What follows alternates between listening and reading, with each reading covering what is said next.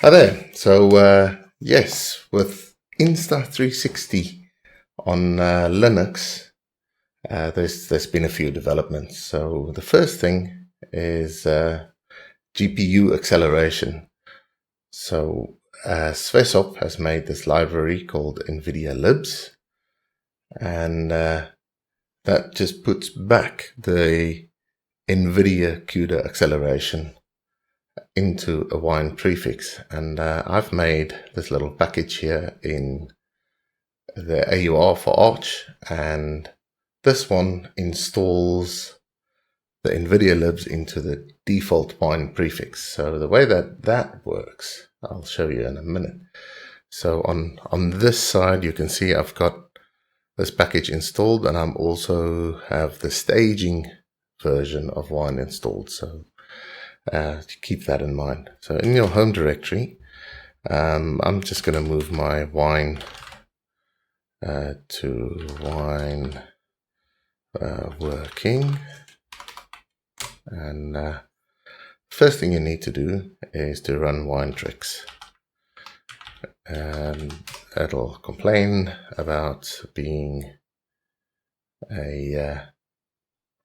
well, it creates a new default prefix. So for this exercise, we'll run it in default. So there you go. It's complaining about the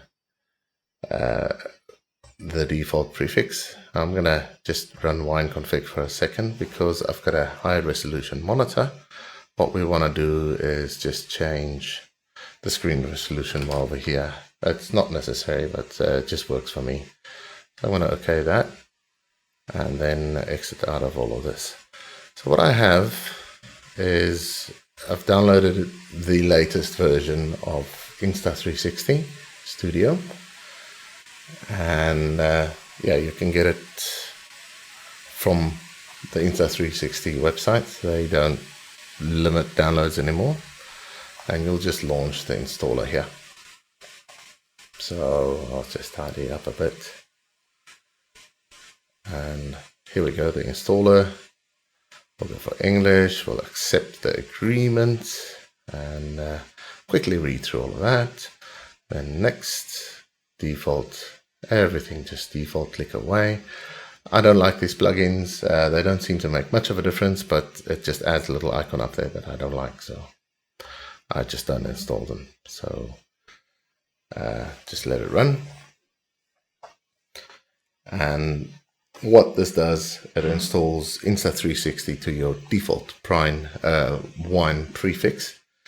Your mileage may vary if you're running a different distribution than Arch. You may not have all of these packages available. So this is fairly specific to an Arch install. But yeah, once you have Arch, all of this stuff is easy. All of the hard parts are behind you. And you can hear my little machine whirring away there. It's almost done. And let's just give it a second or two. And there you go. So I'm not going to launch from there. So at the moment, this computer has 2 GPUs. And this is the normal application that it pops up, and you can see it's just plain runs in wine and wakes up Insta360. Now, if you have multiple GPUs, I would highly recommend copying this, specifically for NVIDIA GPU. You want to do the NV prime render offload library, NVIDIA, whatever. What this does, it fully accelerates the app, and it makes it pointed at the right GPU. Otherwise, it's just slow as anything. Anyway, so let's pop in there. Because I'm running on ultimate mode on my laptop at the moment, I'm just using the main GPU anyways, and then there's no modification needed. So we'll just give the app a second to start, as they do. And it's been a brand new install, so there you go. Gives you all sorts of interesting things. What you are interested in though is settings preferences, and you'll see I've got full acceleration everywhere. just by default, and don't have the quick look because I just didn't install it, don't like it. So what we'll do, we'll open a folder. Now you do need to set up your folders. I've got a link in my home directory, so we'll just pop over to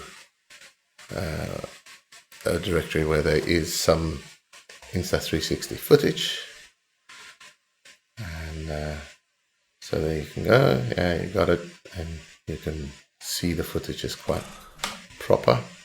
You can also full screen it.